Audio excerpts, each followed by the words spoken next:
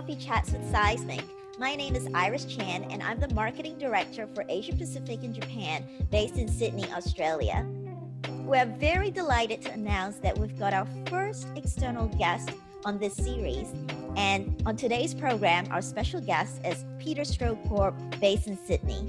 Peter is a well-known sales consultant, and he has over 20 years B2B sales experience working with companies like Canon, Sony, 3M, CSC, and so on. And he also has extensive marketing leadership experience. So Peter, do you think we've found the solution to the sales and marketing alignment conundrum yet?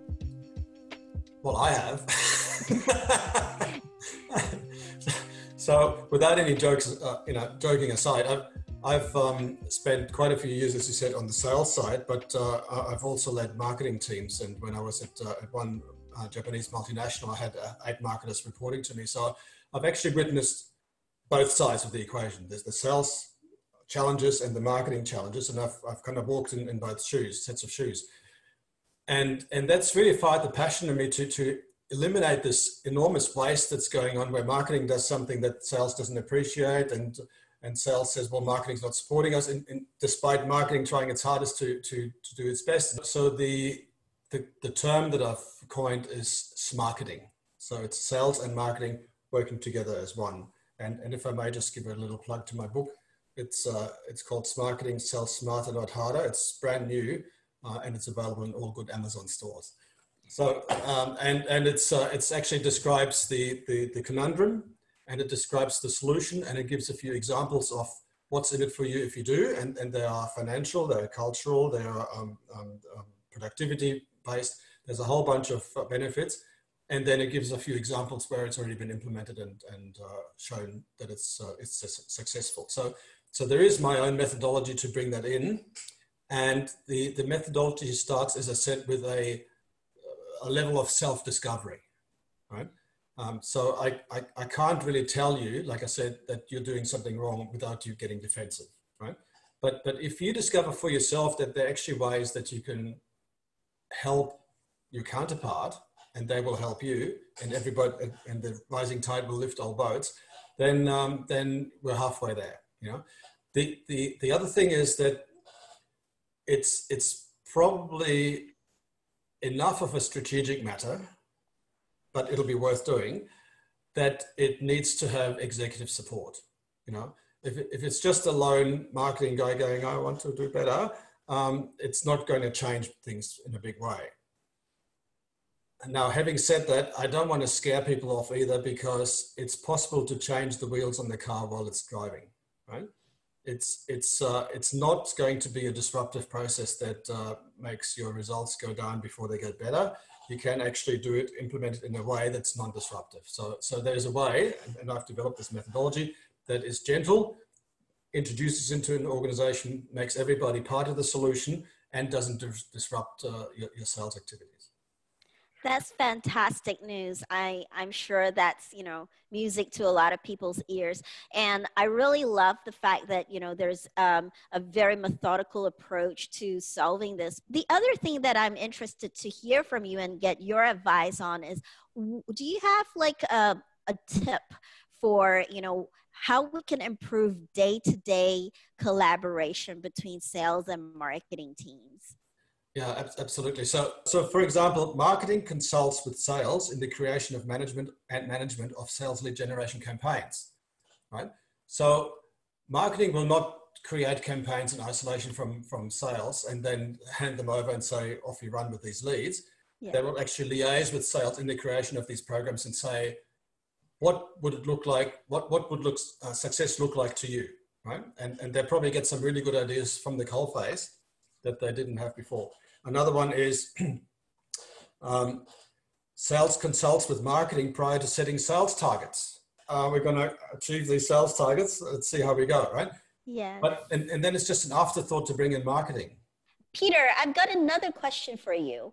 What do you think is the biggest inhibitor for improving sales and marketing alignment today? Oh, that's a good one. So Iris, there is a saying in business that the 7 most dangerous words in business are, we have always done it this way. right? That's a really good one. So this aversion to change is really the greatest inhibitor. And in this current environment where we're in the middle of the crisis and we've got to rethink what we're doing, we've got to reinvent and innovate. It's the fantastic opportunity for sales leaders and business leaders to start rethinking of how could we do things differently, how could we do them better, and not just for the current environment, but also beyond. That's fantastic. I really like that advice. And, I think it's so true. We need to have that mindset shift. And without that, the improvements and optimization would not be able to happen. What sort of role do you think, technology plays in terms of driving closer alignment between sales and marketing and helping them to, really deliver a much better experience for the customer or the buyer? Okay, so I think technology plays a very important role, but not the only role. Right? A lot of organizations I've seen they buy technology like CRM or like sales force automation or marketing automation systems on what does the software or what does the app do, right? We can have all these reports, we can have all these insights, fantastic, right? But the technology is a tool that needs to be used by humans, and it needs to be integrated into a process so it becomes consistent, manageable, and measurable as well, right? So I have another triangle there that I actually call the virtuous circle of collaboration, and that's between people, process, and technology, right? So specifically about Seismic though, it's one thing to bring this improvement into an organization. It's another one to keep it there and to have it not just stay there, but also grow within the organization and become part of the culture, right? And what Seismic does really well, and I didn't know this until a little while ago, is it completely follows my marketing philosophy, but it makes it measurable. Yes, you know? And it makes it manageable. And that's why I'm so enthused about it, because I know how time consuming, how much effort it can be to bring this into an organization. And then your leader changes and it all falls apart again because it was predicated on the heroic effort of a few individuals perhaps, right? But what Seismic does is actually cements that philosophy into the organization and keeps it there. And that's why I'm saying it actually is playing a very big role. Sometimes it can be a cultural change management process that we need to go through because we're changing people's behaviors, not bringing new technology in as alone. So leading with the technology may not be your best approach, but having the technology go in as part of a initiative that brings sales and marketing together and then helps us to stay on course, that's awesome. Great. I love it. Thank you so much, Peter. I think that's really great insight. And with all of my coffee chat sessions, I have a little practice. I get all my guests to actually share one of their favorite coffee mugs or coffee cups and tell us what makes it so special for them. So I'd love for you to tell me and share with me what your special mug is and share it with our audience as well. I'd love to. So I just happen to have it here, of course, right? Mm-hmm. And it'll be pretty obvious pretty quickly why it's special. Oh, that's interesting.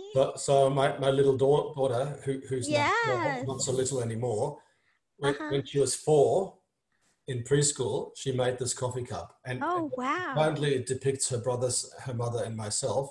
I can't tell you which is which at the moment, but it's very special to me, and it's just the right size for a nice cup of coffee or tea in the morning, not too big and not too small, and I just love it for the handicraft.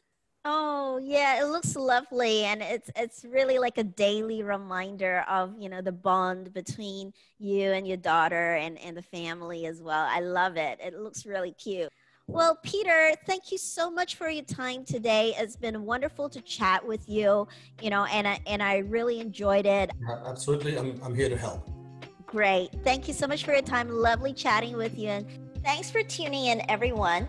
make sure you keep an eye out for our next coffee chat by visiting the hub.